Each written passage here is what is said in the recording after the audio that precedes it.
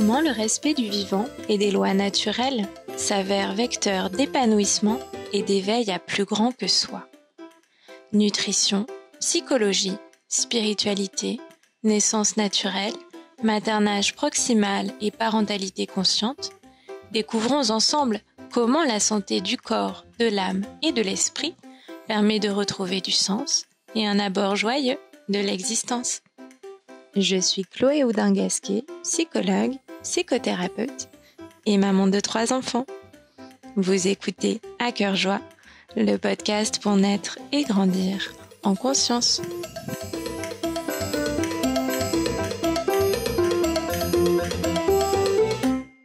Aujourd'hui, j'ai l'immense plaisir de recevoir Fanny Vella, illustratrice de dessins humoristiques engagés, qui nous invite à réfléchir à la question des VO, les violences éducatives ordinaires, notamment celles faites aux enfants. Pour rappel, les VO sont un ensemble de pratiques considérées comme éducatives et qui portent atteinte à l'intégrité physique et psychique des enfants. Ces violences sont encore pratiquées dans 80% des familles. Voilà pourquoi on les qualifie malheureusement d'ordinaires. Fanny, tu es maman de 2 enfants et l'auteur de plusieurs ouvrages, notamment Et si on changeait d'angle, dans lequel tu choisis de transposer des conversations adultes-enfants dans une situation entre adultes, ce qui rend l'image aussi cocasse qu'absurde, voire même carrément dérangeante, car on se rend immédiatement compte du fait qu'on fait vivre à nos enfants des choses qu'on ne tolérerait pas nous-mêmes en tant qu'adultes. Ça vient ébranler nos modes de pensée adultistes et interroger nos façons de nous comporter, parfois vraiment préjudiciables envers les petites personnes. Fanny, est-ce que tu peux nous expliquer comment tu en es arrivée à cette idée d'illustrer les VO? Quelle place elles ont eu dans ta vie d'enfant et maintenant dans ta vie de maman? Merci pour cette présentation, Chloé. C'est un plaisir de répondre à tes questions et d'être dans ce podcast. Alors, comment sont venues les VO dans ma vie? Comment elles sont arrivées? Parce que les VO ont toujours fait partie de ma vie parce qu'en fait, elles font partie d'un mode éducatif assez classique, j'ai envie de dire, qu'on essaie de démembrer actuellement avec plusieurs autres personnes qui sont actives dans, on va dire, la protection de l'enfance.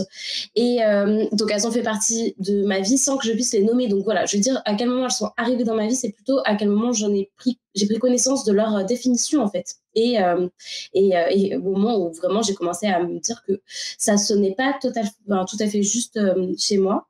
J'ai envie de dire que c'est arrivé avant même d'être maman, en fait, parce que je m'occupais d'enfants porteurs de handicap. Et souvent, j'avais affaire à un public qui ne parlait pas, qui ne s'exprimait pas, ni par les signes, ni par la parole. Et j'ai été confrontée à des soins que je devais leur faire et qui me violentaient, en fait, parce que je ne savais pas comment être dans la justesse avec eux. Je ne savais pas, en fait... j'avais l'impression d'agir un peu mécaniquement, un enfant après l'autre, de la même façon. Et puis, en fait, je me suis rendu compte que s'ils étaient capables d'exprimer leurs émotions, leurs besoins, et en fait, j'étais quasiment sûre que je n'aurais pas agi de la même façon avec chacun de ces enfants. Donc, je me suis dit, mais en fait, c'est comme avec les bébés. Les bébés, ils peuvent pas exprimer leurs besoins, et pour autant, on agit avec eux comme on nous a appris à agir depuis plusieurs générations, en pensant qu'il n'y a qu'une seule façon de faire. Et donc, dans ce métier où je m'occupais d'enfants porteurs de handicap, j'ai apporté déjà cette notion de changement d'angle.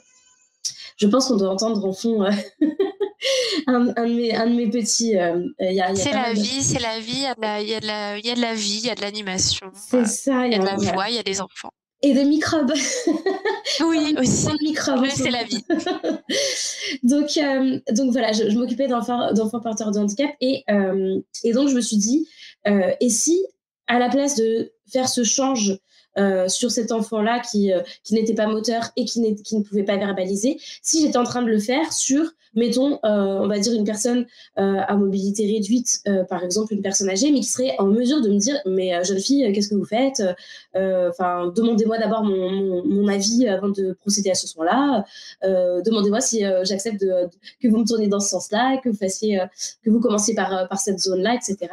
Et donc, déjà, dans ce métier-là, j'ai essayé d'appliquer des choses en me disant, À chaque fois que je vais faire quelque chose, je vais essayer de m'imaginer moi à la place de cet enfant, de cette personne, et me demander si c'était quelque chose qui pourrait me faire du mal. Et en fait, ça m'a vraiment fait changer pas mal de choses, notamment sur la façon d'alimenter, c'est-à-dire vraiment à chaque bouchée, même s'ils n'étaient pas capables de me dire oui ou non, de leur demander s'ils étaient d'accord, s'ils étaient prêts, si ça leur faisait envie, s'ils préféraient qu'on commence par ci ou par ça. Il y avait des enfants qui étaient en plus en mesure de pointer du doigt. Donc en fait, il y a des échanges assez magiques qui peuvent prendre place quand on laisse justement la place en fait, à ces notions de consentement. Et ces notions de consentement, pour moi, c'est ce qui est le plus impacté à travers les violences éducatives ordinaires. On oublie complètement ces notions de respect du consentement de l'enfant parce que on ne prend pas en compte en fait ses besoins et ses envies. On projette nos propres désirs d'adultes sur eux. Complètement. Puis en plus, souvent, il y a des phrases qui reviennent souvent qui sont c'est pour ton bien, je sais ce qui est mieux pour toi. Et je pense vraiment que ça part quand même toujours d'un très très bon sentiment, mais en fait non, c'est pas vrai. On sait pas mieux ce dont nos enfants ont besoin. Alors certes, il y a des choses qu'on est obligé de leur apporter, ce qui va être autour de la santé, enfin, forcément de l'alimentation, et puis globalement en fait de prendre soin d'eux parce que ce sont des toutes petites personnes et qui ont besoin quand même qu'on les oriente et qu'on prenne soin d'eux. C'est notre rôle en tant que parents, en tant qu'accompagnants, en tant qu'adultes qui entourent les enfants, c'est de prendre soin d'eux. Mais il y a plusieurs façons de prendre soin d'eux. On peut prendre soin des enfants en leur proposant des choses, en leur offrant plusieurs choix pour leur montrer qu'en fait, ils peuvent être aussi maîtres des décisions qu'on prend pour eux. Et après, il y a des petites choses qui peuvent être un peu pièges, entre guillemets, quand on propose aux enfants deux choix. Les choix, alors je sais plus, il y a un nom sur ce truc-là, mais en fait, en gros, c'est deux choix qui arrangent le parent, mais qui quand même laissent à l'enfant l'idée, l'impression que quand même, il peut être acteur de ce qu'on lui propose. Et en fait, des fois, juste ces petites choses-là peuvent vraiment créer une forme de... on casse un petit peu ce rapport de force en fait qu'on pense être obligatoire dans nos rapports avec les enfants. Et bon, pour le coup, moi j'ai travaillé à la fois dans des centres avec des enfants porteurs de handicap, mais j'ai travaillé aussi en système scolaire, j'ai travaillé en colonie, j'ai travaillé en centre de loisirs, j'ai travaillé, voilà, j'étais nounou, enfin bref, j'ai l'impression d'avoir eu pas mal de, de métiers qui m'ont offert une approche différente avec différents publics autour toujours de l'enfance, qui me permettaient en fait de voir que bah, déjà on n'agit pas pareil selon la personne qu'on a en face de soi, mais qu'en plus bah, du coup à chaque âge c'est problématique, à chaque particularité, atypisme c'est problématique.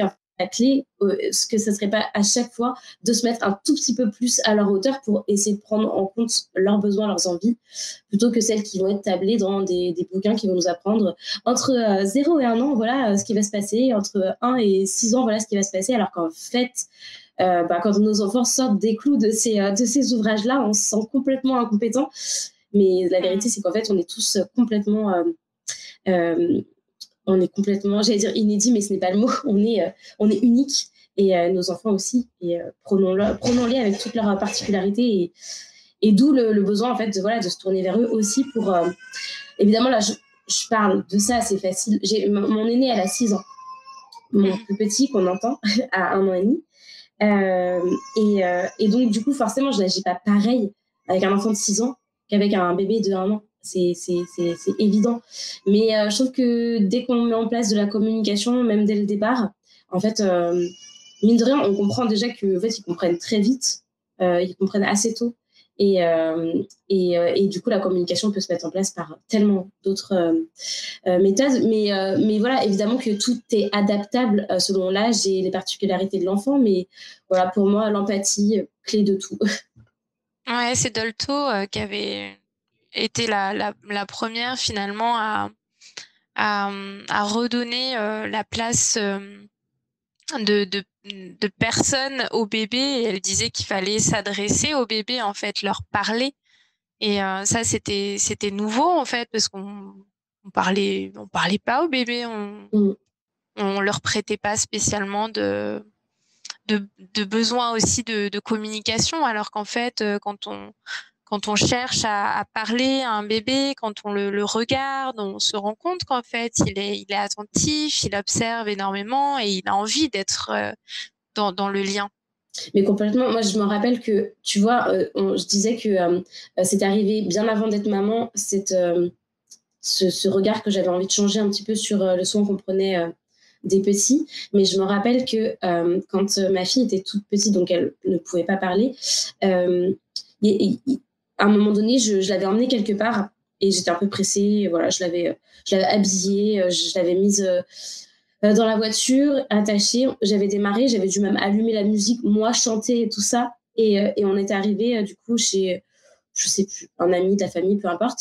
Et en fait, d'un seul coup, je m'étais dit, waouh, mais attends, mais en fait, tu te rends compte quand même, parce que elle était très mal en arrivant. Elle pleurait, elle voulait pas aller dans les bras, etc. Et puis au lieu de me dire, oh, elle fait son petit caprice, ce qui aurait pu être un instinct primaire assez cohérent avec ce que moi j'avais pu entendre quand j'étais petite. Ouais, En fait, c'est pas l'instinct dans ces cas-là, c'est plutôt non, t'as justement raison. le formatage Ouais, des de notre automatismes, société. ouais, complètement. Ouais, voilà, des vilains automatismes que j'essaye toujours, sur lesquels j'essaie toujours de travailler sur moi aussi. Et à ce moment-là, je m'étais dit, mais en fait, mais tu lui as pas dit quoi que ce soit. Tu lui as pas dit, on va s'habiller, on va aller là, tu vas voir, tu vas rencontrer telle personne, et puis après, on va prendre la voiture. Oh, regarde, on est sur la route, on arrive presque. Ce qui peut paraître, quand on n'a pas l'habitude de verbaliser auprès de tout petits, assez, ben, Étrange. étonnant, voilà, c'est ça, mais qui en fait change tout. Vraiment, moi j'ai vu une nette différence depuis que j'applique ça à tout expliquer, même voilà, bon, ma fille elle a grandi, mais mon fils qui parle pas aussi bien parce qu'il parle un peu en signes, mais bon, c'est pas, il peut pas exprimer toutes ses émotions à travers les signes. Euh, et bien, du coup, en tout cas les signes que nous on a réussi à mettre en place, et ben en fait, je me rends compte que quand on a le temps et qu'on prend le temps de vraiment tout bien verbaliser, en fait, il n'arrive pas du tout dans les mêmes dispositions à l'endroit où on l'emmène. Ça n'a rien à voir que les matins où il fallait partir super vite et qu'on n'avait plus trop le temps et tout, ou en tout cas on ne prenait pas le temps. C'est pas qu'on n'a pas le temps, c'est qu'on ne le prenait pas ce temps. Bon, après quand on teste et qu'on voit qu'en fait c'est radical entre les moments où on explique et quand on n'explique pas, le temps on finit par le prendre parce qu'en fait on se rend compte que Du c'est temps de précieux. gagner. Mais bien sûr. Et puis en plus, c'était à la fois pour prendre soin d'eux, mais en fait pour prendre soin de moi aussi, parce qu'en fait, Bien moi sûr. après j'étais dans tous mes états quand j'avais l'impression d'avoir bâclé un petit peu, bah, du coup cette communication. Je me disais, bah en fait c'est quelque chose que je sais que j'aurais dû faire autrement et je l'ai pas fait. Et bon, ça c'était à l'époque où je me tapais encore très fort sur les doigts. Aujourd'hui, je suis beaucoup plus sympathique avec moi-même. Mais à l'époque, je vivais très très mal tout, tout ce qu'on peut ranger dans la catégorie des violences éducatives ordinaires. Vu que c'était un modèle éducatif que je voulais briser, c'était même pas déconstruire ou quoi, je voulais le briser pour recommencer quelque chose de totalement différent de ce que j'avais pu recevoir. Et ben chaque, ce que je considérais comme être des faux pas, je le vivais très très mal. Aujourd'hui, pas du tout, du tout, du tout. Parce que ouais, j'ai compris que tout ce que j'apportais comme droit à l'erreur à mes enfants, je me l'apporte aussi. Et en fait, la clé, c'est la communication. Et en fait, on a le droit de dire à nos enfants que parfois, eh ben, on n'en peut plus. Et que parfois, eh ben, on est pressé et que on parlera plus tard. Et voilà, voilà, le soin que j'ai pris le soin que j'apporte à ma relation avec mes enfants, en fait, je l'apporte à ma relation avec moi-même. Et ça, c'est important de le rappeler parce que parfois, mettre en place une éducation avec un peu plus d'empathie envers nos enfants, on croit que c'est à défaut de. Épuisant. Ça peut être épuisant, mais surtout qu'on en finit par s'oublier soi-même. Et là, il y a des choses à réajuster qui n'ont rien à voir avec des méthodes éducatives plus douces, mais plutôt avec notre rapport avec nous-mêmes, en fait. Parce que moi, je veux des gens qui adoptent dès le départ une éducation, on va dire, dite bienveillante, parce que tout le monde ne se met pas d'accord sur les termes à utiliser. Et en fait, il y en a qui le vivent, enfin, qui vivent on va dire, leurs écarts d'une façon très, très, très saine en se disant, bah, j'attends pas de mes enfants qu'ils soient parfaits, j'attends pas de moi d'être parfaite, et mes enfants ne doivent pas attendre de moi d'être parfait. Et je trouve que ça, c'est vraiment les discours qui m'ont fait le plus de bien. Moi. Oui, la clé, comme tu dis, c'est la communication de ses besoins, de ses envies, de de pouvoir tous finalement être à l'écoute les uns des autres. Donc ça commence par être à l'écoute de soi. Mais la bienveillance n'est pas synonyme d'absence de limites pour autant. Complètement, mais il y a un problème, en fait, j'ai l'impression parfois dans la communication autour de cette éducation-là, c'est qu'en fait, parfois, et moi la première, c'est que je baigne depuis, ça fait 6 ans, que je me nourris de discours de personnes qui me font du bien, et du coup, ces personnes-là m'apprennent, en fait, m'ont appris à déconstruire un modèle qui me semble si loin aujourd'hui, et tellement loin que parfois, j'oublie que quand on parle à certaines personnes, elles n'ont pas... ça fait peut-être pas 6 ans qu'elles sont en train de bosser sur le sujet, quoi. Et parfois, on oublie de préciser des choses qui sont pour nous évidentes, à savoir notamment la notion de cadre qui est primordiale, mais parce qu'en fait, pour moi, le cadre est bienveillant, en fait. Et voilà, je pense que peut-être qu'il y a eu voilà, il y a peut-être eu des mots sur la notion de cadre qui peut-être en faisait quelque chose de maltraitant. Moi, je pense que c'est tout l'inverse. Donc, du coup, quand je parle d'éducation bienveillante, pour moi, le cadre en fait partie, parce que pour moi, le cadre est bienveillant. Donc, voilà. Mais c'est important parfois de réajuster et de faire attention. Je sais que ça peut être... quand on communique là-dessus, on peut très vite prendre pour soi-même les remarques qu'on nous fait, et que tout de suite, on peut se mettre en opposition totale avec les personnes qui ne sont pas d'accord avec nous et qui viennent...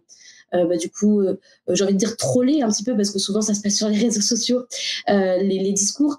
Et moi, j'ai envie de dire qu'en fait, il faut pas se rebiffer contre ces personnes-là, parce qu'elles ont beaucoup de choses à nous apprendre, notamment sur qu'est-ce qu'il en est aujourd'hui de la culture de l'éducation en France, et que, en fait, tant qu'on recevra des messages virulents de personnes qui sont en profond désaccord avec ce qu'on propose, c'est que ces notions-là, elles sont encore très, très ancrées. Et quand je parle de notions, je ne parle pas de « oh là là, des parents qui crient sur leurs enfants ». C'est pas du tout ça. Je parle de messages de personnes qui viennent se vanter de frapper leurs enfants en disant que c'est comme ça depuis la nuit des temps et qu'elles n'en sont pas mortes. Ça, c'est vraiment ce qu'il faut enrayer.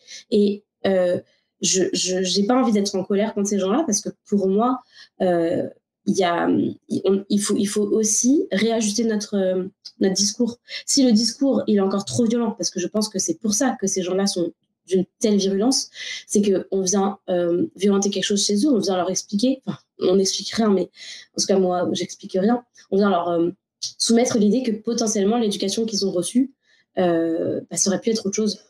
Et que ça n'était pas normal de recevoir des coups, et que potentiellement l'éducation qu'eux-mêmes sont en train de donner n'est pas... elle peut se donner autrement, et qu'en plus on peut se passer des coups. Donc en fait, on vient dire à ces gens-là, ce qu'ils peuvent entendre, c'est qu'ils ont été maltraités et qu'eux-mêmes sont maltraitants. Donc je peux comprendre que ça soit très très très violent, et que le premier réflexe, ça soit d'être tout de suite dans quelque chose de violent en retour envers nous. Et c'est vrai que parfois, forcément, ça brasse un peu, mais quand même, moi je trouve que il faut pas balayer ça en disant n'importe quoi, ils sont bêtes ou je sais pas quoi. Non, pas du tout.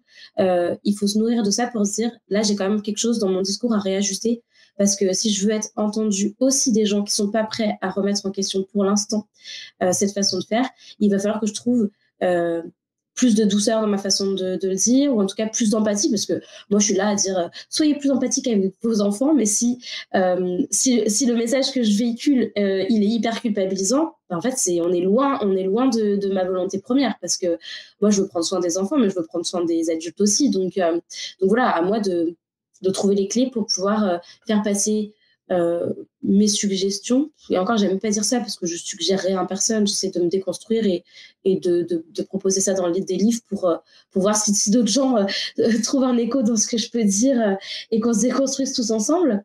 Mais voilà, en tout cas, de sans cesse, parfois on me dit oh là là, tu mets beaucoup trop de forme parfois dans les légendes.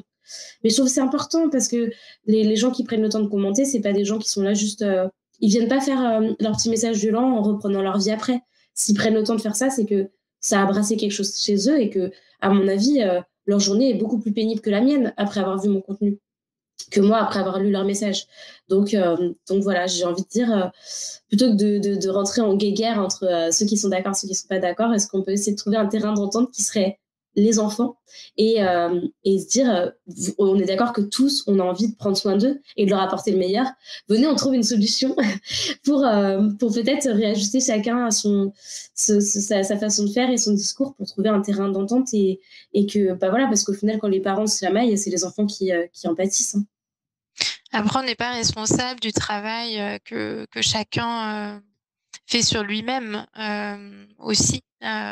Parce qu'on peut tenir un discours qui vient heurter effectivement la personne dans ses choix, dans ce qu'elle fait, dans ce qu'elle ne fait pas, etc. Mais on n'est pas non plus responsable de ça. Mais j'entends complètement que tu aies envie que ton discours passe le mieux possible. Et effectivement, c'est tout à fait Mais tu vois, honorable. C'est gentil.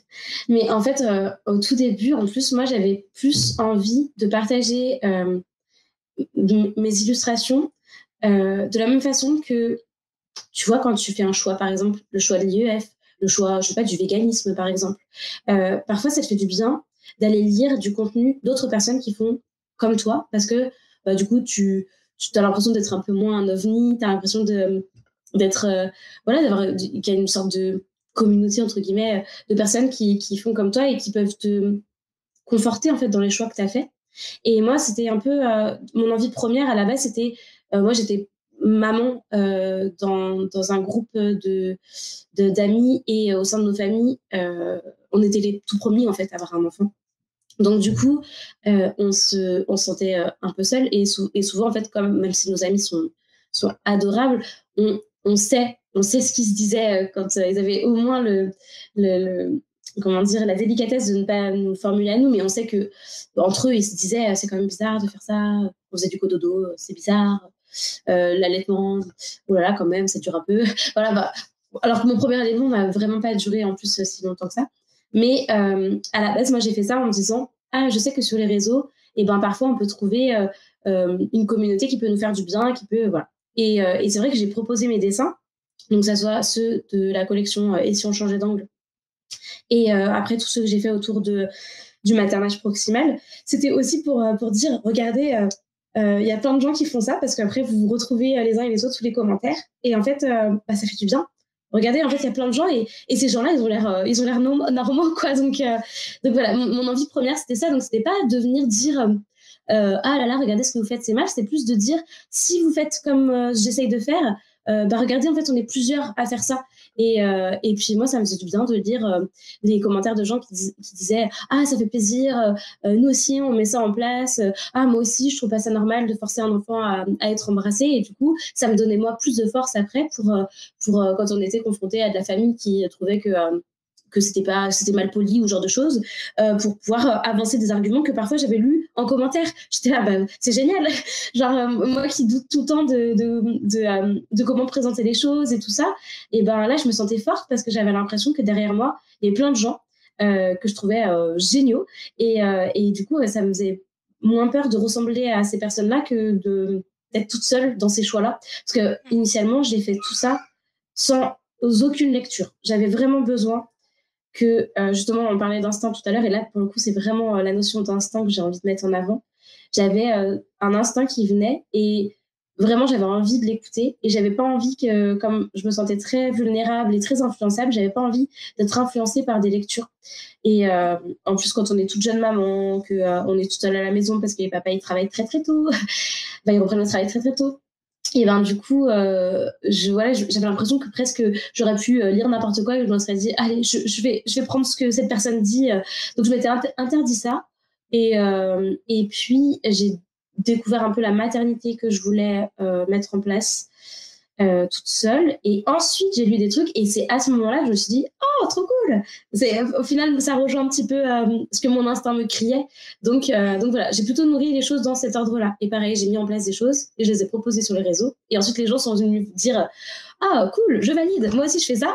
Et j'étais là bon ça va, parce que je pense sincèrement que si j'avais posté des trucs et que vraiment j'avais reçu 80% mais même moins que ça, hein, 50% de messages de gens qui disent ah c'est abusé de faire la DME, vous voulez mettre votre enfant en danger, donc DME, diversification menée par l'enfant, les enfants mangent en morceaux dès le départ plutôt que manger uniquement des mixés, et d'ailleurs ils mangent mix, hein, en fait ils mangent à la fois des morceaux à la fois du mixé, et donc ça c'est vrai que ça tétanisait tout le monde, mais quand j'en ai parlé sur les réseaux, j'ai découvert une communauté énorme de gens qui pratiquaient la DME, et je me suis dit bah franchement nous on aime bien ça, on trouve ça trop cool, et en plus il y a plein de gens qui le font, et donc go, parce que moi j'ai trop besoin de ça pour me rassurer, et maintenant j'ai plus confiance en moi, donc j'arriverai à faire des choix un peu plus atypiques sans être validée par toute une communauté, mais à l'époque j'avais besoin de ça, vu le nombre de groupes j'allais dire parents, mais c'est faux, de mamans qu'il existe sur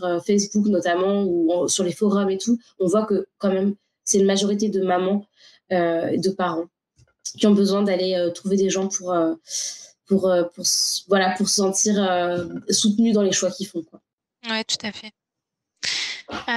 Dans ton ouvrage, Maëlle n'ose pas dire non, tu mets l'accent sur l'importance de l'affirmation de soi, de qui l'on est dans ses choix et la nécessité de poser ses propres limites.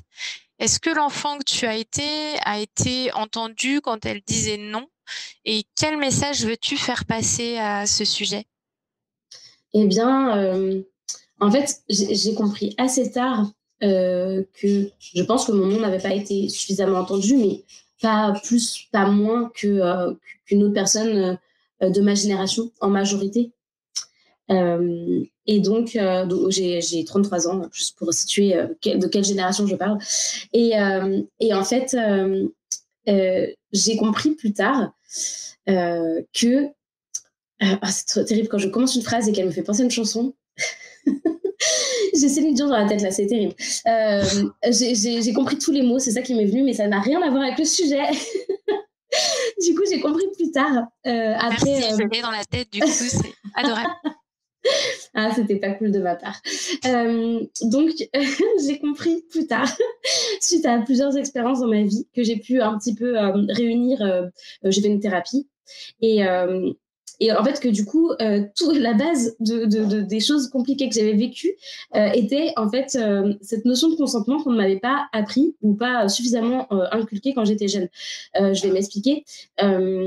Donc, il n'y a rien de tabou parce que j'en ai parlé dans d'autres BD que j'ai proposés sur mes réseaux, mais moi j'ai été victime de violences conjugales pendant 3 ans, et en fait j'ai compris plus tard qu'en fait ces violences-là, je ne les aurais pas acceptées si je n'avais pas accepté du coup les violences que j'avais vécues plus jeune, et en fait des violences qui se situaient principalement autour de la base de on n'a pas écouté mon nom, on n'a pas écouté mon consentement. Enfin, on n'a pas pris en compte mon consentement. Et donc, quand j'ai compris ça, je me suis dit, waouh, mais en fait, déjà, l'enfance, l'éducation est la base de tout, c'est-à-dire, ça va être la pelote de fil rouge qu'on va tirer jusqu'à toutes nos expériences, qu'elles soient amicales, professionnelles ou amoureuses, parce que moi qui avait besoin de contenter tout le monde, de ne gêner personne et de ne surtout jamais opposer un non à qui que ce soit parce que j'avais peur de blesser. Et en fait, je me suis empiétrée dans des situations et notamment des relations qui m'ont fait tolérer l'intolérable. Et si plus jeune, j'ai l'impression en tout cas, si plus jeune on avait donné plus de valeur à mes noms et à ça part de rien, ça part de en fait un enfant qui n'a plus faim et qu'on laisse à table jusqu'à 23h finir son assiette d'épinards froids. En fait, qu'est-ce qu'on lui apprend? Que finir son assiette a plus de valeur que son sentiment de satiété, tu vois.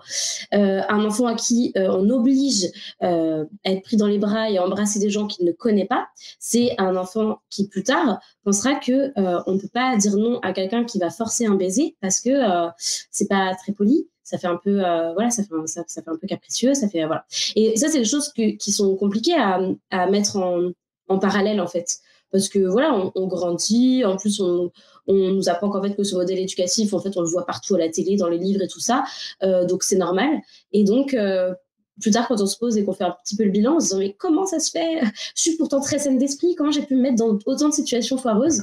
Et qu'on se dit ah mais oui, c'est bon, je comprends. Et ben en fait, vraiment, pour moi, la clé, ça a été cette notion de consentement. Donc, le souhait de faire Maëlle n'ose pas dire non, qui est un album jeunesse, c'était vraiment pouvoir dire qu'est-ce que je veux lire à ma fille, qu'est-ce que je veux mettre sous ses yeux comme ouvrage. Et j'avais très envie de parler d'une petite fille qui, par peur de blesser ou de décevoir, était incapable de poser ses limites. Et donc, elle va dire oui à tout le monde, tout le temps, quitte à laisser passer ses réelles envies, ses réels besoins au profit de ceux des autres, mais en fait, des fois, au profit de personne. Parce qu'en fait, dans l'histoire, il y a une petite fille qui arrive, qui s'appelle Baya, qui est incroyable et qui sait très très bien poser ses limites, qui en fait va lui prouver qu'en fait, en disant non, elle va pas être moins aimée par les gens. Et donc, je pense vraiment, sincèrement, que mes parents, mon entourage, en me forçant à embrasser tel inconnu de machin, ils n'avaient pas pour le souhait que je dise oui à tout le monde et que je ne sache pas poser mes limites. Ils n'avaient pas conscience que en partant de là, ça pouvait entraîner des relations dans lesquelles on ne sait pas dire non à quelqu'un qui va trop loin. Et donc, pour le coup, Maëlle, qui est comme vraiment très joyeux, hein, ça reste un album jeunesse, vient expliquer dans l'histoire, Maëlle, en tout cas, comprend qu'en fait, quand elle dit non, elle sera pas moins aimée et qu'en plus, elle va y trouver un équilibre qui va la rendre certainement plus joyeuse et du coup, peut-être va lui faire découvrir va faire découvrir plutôt à son entourage la vraie personnalité de Maëlle et puis à travers uniquement les choix qu'elle s'oblige à faire en pensant plaire à tout le monde.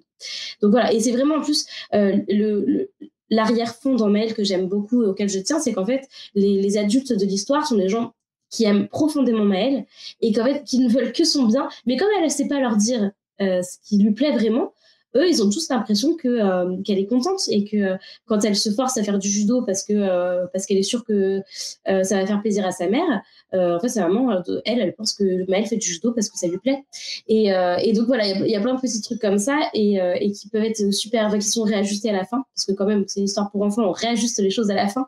Et je trouve que c'est chouette parce que c'est un album jeunesse qui est principalement acheté par des adultes qui ont souffert de ça et qui donc ont envie d'apporter cette lecture à leurs enfants, mais en général, c'est des choses qu'ils ont inculquées à leurs enfants, donc les enfants, ils lisent ça en disant « oui, bah moi, je sais faire hein, ça ». Mais aussi, j'étais à un festival ce week-end et il y a une dame qui avait plus de 60 ans, qui est venue me faire dédicacer ce livre-là, et elle le tenait tellement fort contre elle, en me disant moi, c'est quelque chose que j'essaye de faire encore aujourd'hui, et j'ai besoin de lire ce genre de choses, et je trouve ça génial, parce que en vrai, les albums jeunesse, ça doit être lu par tout le monde, ça apprend tellement de choses, et moi, c'était mon souhait, c'était de me dire, une petite histoire pour enfants, mais en même temps, quand l'adulte peut la lire, s'il peut lui-même, si ça peut faire travailler deux, trois choses chez lui ou elle, je trouve que c'est le double emploi parfait. C'est vrai que le nom, c'est très important dans la construction identitaire, en fait. Donc, ça participe de qui l'on est, de ce qu'on ne veut pas, de ce qu'on n'aime pas, de ce qu'on... Voilà, donc c'est important de savoir dire non, et c'est pas forcément évident, c'est vrai, en tant qu'adulte, de vivre ces moments-là où nos enfants disent non très souvent, s'opposent parfois, mais en fait, ça fait partie c'est un passage obligé, en fait, de leur construction en tant que personne. Donc c'est vrai que être informé là-dessus et accompagner cette période-là, c'est hyper important pour l'adolescent, l'adulte qui sera. Mais complètement. Je trouve que c'est primordial, c'est une des clés de tout. D'ailleurs, quand les gens arrivent devant l'album, parce que comme j'ai fait des petits festivals où du coup les gens passent devant, ils voient le titre et ils s'arrêtent, c'est orange, c'est coloré, puis ils voient le titre et ils se disent « Ouh là là, non, moi, il ou elle sait très bien dire non ».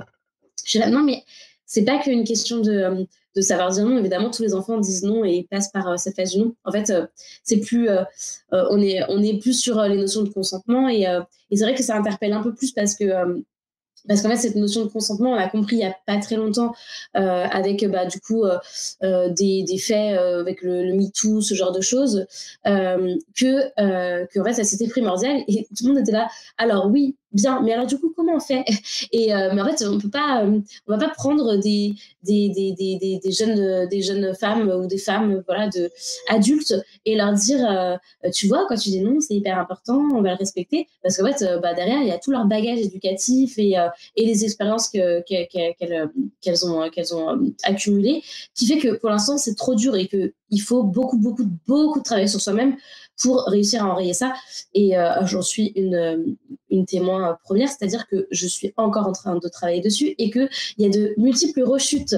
Voilà, les livres comme Maëlle, ils sont importants parce que, en fait, ça, il faut le prendre dès l'enfance. Et il faut commencer à briser un peu l'imaginaire commun qu'on a placé dans tous les livres, dans tous les films de notre jeunesse à nous, et puis mettre sous les yeux de nos enfants d'autres modèles, et puis des enfants plus atypiques, dans lesquels ils vont pouvoir s'identifier. Et je trouve que c'est important de venir réinventer un petit peu les codes de la littérature jeunesse. Bon, je parle de littérature parce que c'est vraiment plutôt l'univers dans lequel j'évolue, mais je trouve que c'est important aussi quand on choisit de mettre ses enfants pour la première fois devant la télévision, qu'on puisse leur offrir un contenu qui vient pas renforcer encore les inégalités de genre, mais aussi ce truc de l'enfant qui est désobéissant et qui fait des caprices, et venir donner un peu plus de valeur à leurs besoins, en fait, tout simplement. Je voudrais revenir un peu là-dessus parce qu'on en a déjà parlé, mais c'est vrai que c'est quelque chose d'important pour moi et dans ce podcast. Je trouve que tu illustres avec vraiment beaucoup d'humour les pratiques de maternage proximal. Donc on l'a dit, hein, le sommeil partagé, l'allaitement dit long. On lui préférera le terme de non écourté. La DME, le portage. Beaucoup de préjugés, de désinformation accompagnent ce type de parentalité. Comment toi, tu as vécu tes propres maternités? Donc, tu nous l'as dit un peu tout à l'heure, mais qu'est-ce qui t'a motivé vraiment à t'engager en faveur de ce type de maternage? Comment ça a pris racine en dehors de cet instinct? Je pense que j'avais besoin, et ce que je dis en fait même juste avant, on a besoin de placer d'autres visuels qui viennent sous les yeux des gens, qui viennent banaliser d'autres façons de faire. Je sais que quand je parle de cododo, et ben du coup, on vient me dire oui, bah super, et les parents qui mettent leurs enfants dans des lits à barreaux, comment ils peuvent s'identifier à ce que vous proposez? Je suis là, je crois que vraiment, l'image de l'enfant dans le lit à barreaux, genre, on l'a vu et revu, on n'a pas besoin de encore mettre ces images-là sous les yeux des parents. C'est comme le biberon. On n'a jamais vu une pub pour l'allaitement à la télévision, ou alors en tout cas je ne suis pas au courant, je n'ai plus la télévision depuis quelques années, mais en fait si je propose ces visuels-là, c'est pas pour dire regardez, ça devrait être uniquement ça et que ça qu'il faudrait faire avec nos enfants, c'est plutôt pour dire regardez, il existe aussi ça, et je vais vous le marteler parce que ça n'existe pas assez sous nos yeux en fait. Et du coup, ce qui fait que quand on fait ces choix-là de portage, de cododo, de DME, d'allaitement, et ben en fait on se sent marginalisé. Alors beaucoup moins aujourd'hui, et d'ailleurs c'est assez chouette d'avoir des enfants avec autant d'écart. Je vois tellement la différence entre quand j'ai eu ma fille il y a 6 ans, et je vais même aller plus loin. J'étais jeune fille au père quand je disais que je m'étais occupée de plein d'enfants dans plein de milieux différents. J'étais jeune fille au père quand j'avais 18 ans, et je portais les enfants en écharpe. Il y en avait 3, donc je portais le petit dernier en écharpe. Et ben c'était vraiment genre j'étais la hippie, la maman allaitait, donc c'était vraiment la babos et compagnie, alors que en fait c'est complètement superflu tous ces clichés qui entourent tout ça, parce qu'en plus bah oui, tu peux être hippie et faire ça, mais tu peux aussi être hippie et donner le biberon, donc en fait ça n'a aucun sens. Et donc d'être devenue maman alors quelques dizaines d'années plus tard et ensuite être donc en France, à Lyon en tout cas, en ville, porter un bébé il y a 6 ans, c'était déjà un petit peu atypique.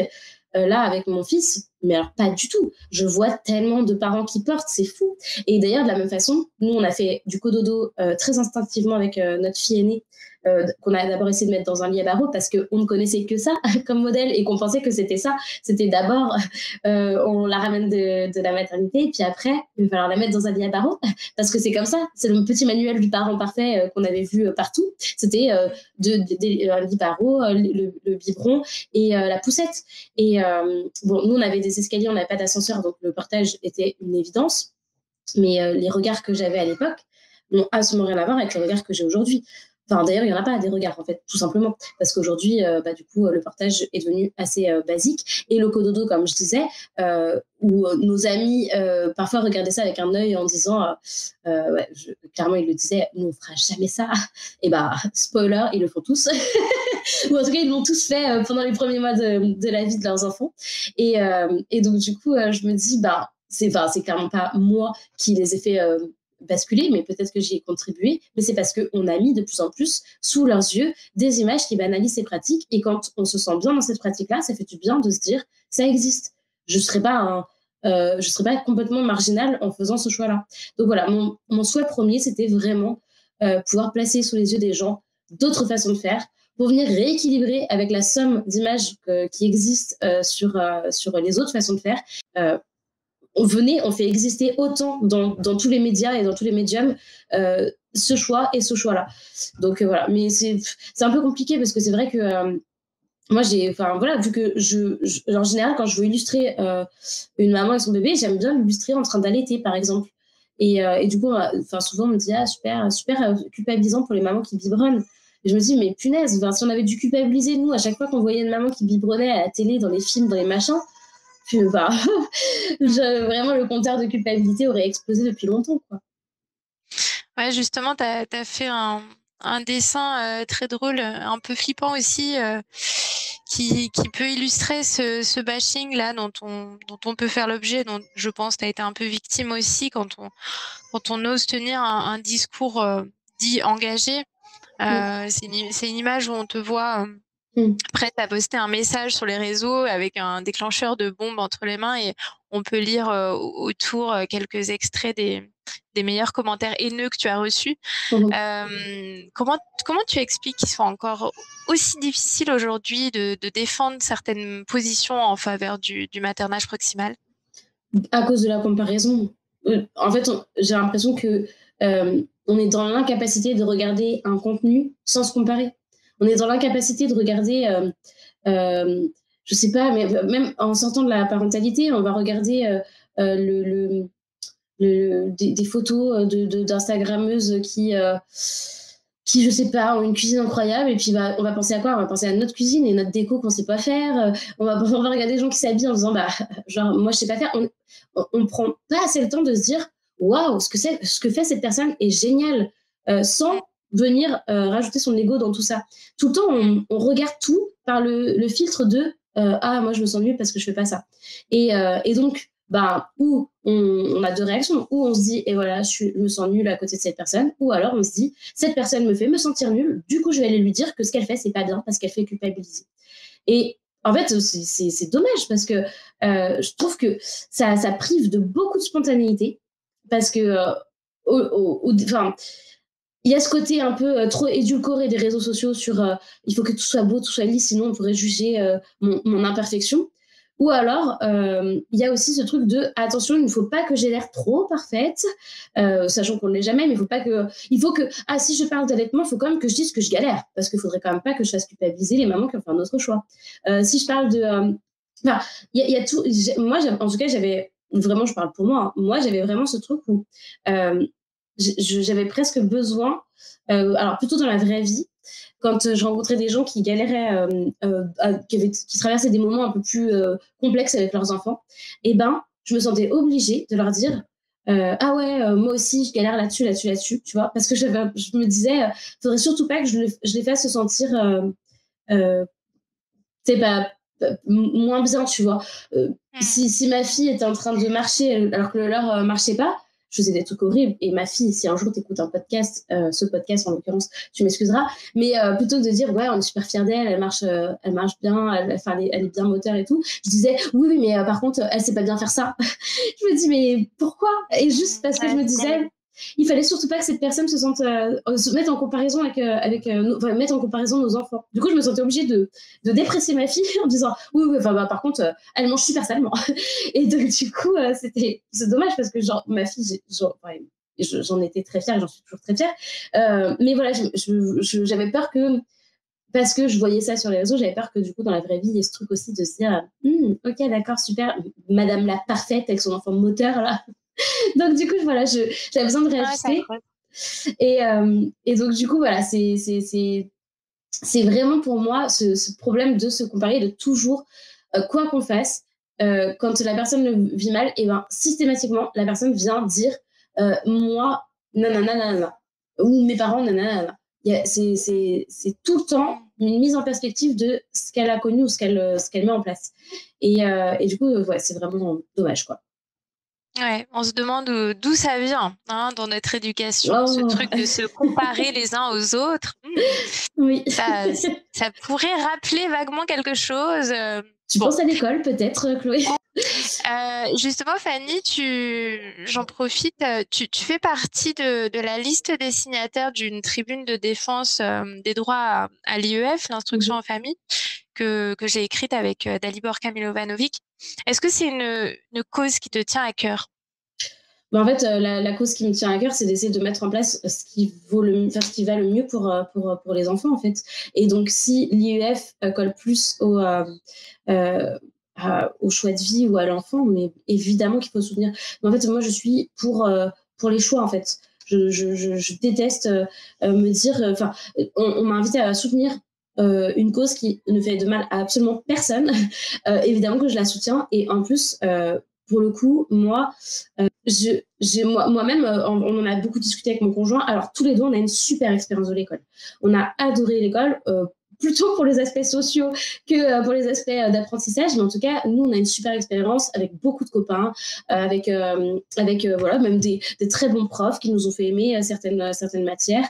Et donc, pour nous, c'était de base évident que nos enfants iraient à l'école.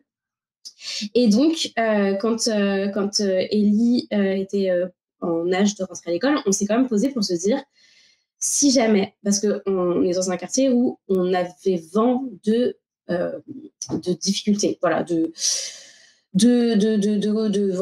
situations un peu compliquées au sein des cours d'école. Bon, alors, pas en maternelle, clairement, ma fille est encore en maternelle. Mais donc, du coup, on s'était mis d'accord que si vraiment notre fille rencontrait des difficultés et qu'elle commençait à développer une angoisse d'aller à l'école, mais pour nous, il n'y avait même pas l'once d'une hésitation qu'on pourrait faire l'IEF, sachant que moi, je travaille de la maison et que du coup, ça ne serait pas non plus, bon, ça serait une autre organisation, mais ça ne serait pas impossible. L'un de nous deux n'aurait pas besoin d'arrêter de travailler pour faire ça, quoi. Donc, voilà, pour nous, c'était une évidence qu'on se mettrait vraiment à l'écoute de l'expérience qu'elle aurait de l'école. Et donc, soutenir le choix, c'était aussi soutenir le fait qu'on n'est jamais préparé à l'enfant qu'on a, l'enfant qui va grandir et au choix de protection qu'on devra faire plus tard pour lui. Donc, en fait, si c'est signer ce genre de choses, soutenir ce genre de choses, c'est s'assurer plus tard la liberté de faire des choix pour eux, ou de la liberté à mes enfants de faire des choix pour leurs enfants plus tard. Et ben du coup, évidemment, je signe. J'aime bien ce truc de me dire, on peut avoir la possibilité de faire des choix pour soi, pour sa famille. Et quand j'entends aujourd'hui, j'en parlerai beaucoup moins bien que toi, mais que y a des enfants avec des atypies qui nécessitent, en tout cas qui seraient bien plus épanouis en IEF, dont les parents sont OK, qui aura un vrai accompagnement et qui sont obligés de retourner à l'école parce que du coup leur dossier ne passe pas. Mais moi, je trouve ça dramatique. Je me dis, on prive les gens de leurs droits, en fait. Genre, voilà. Alors, évidemment qu'il faut encadrer tout ça, et c'est encadré, hein, mais je trouve qu'en général, les gens qui font ce choix-là, c'est pas, on garde pas ses enfants chez soi parce qu'on a la flemme. En général, quand on le fait, on sait que du coup, c'est du temps qu'on va leur devoir donner d'autant plus. Et voilà. Bon, après, je veux pas trop m'aventurer sur ce terrain-là que je maîtrise pas énormément, mais voilà, je trouve que c'est dommage de pas prendre. En fait, on revient au début du podcast quand je disais, il faut prendre au cas par cas. On prend un enfant, on n'a pas une liste de règles à suivre et à appliquer à chaque enfant. En fait, chaque enfant a ses particularités et parfois, ces particularités, elles peuvent entraîner le choix de faire de l'école à la maison et de l'instruction en famille, pardon. Autant que ça puisse exister, autant qu'on puisse en avoir le droit si on en a besoin. Merci beaucoup Fanny pour cet échange qui, j'espère, contribuera à interroger et à déconstruire notre rapport de domination aux enfants. Tu as trouvé un super moyen de communication avec tes dessins pour militer en faveur de la cause des enfants et contre toutes les violences éducatives ordinaires. Donc, vraiment bravo à toi pour tous tes engagements et je te souhaite une bonne continuation. Merci beaucoup, Chloé. Si vous avez aimé cet épisode, n'oubliez pas de le liker et de vous abonner à la chaîne YouTube du podcast À Cœur Joie. Merci beaucoup de votre écoute et prenez bien soin de vous.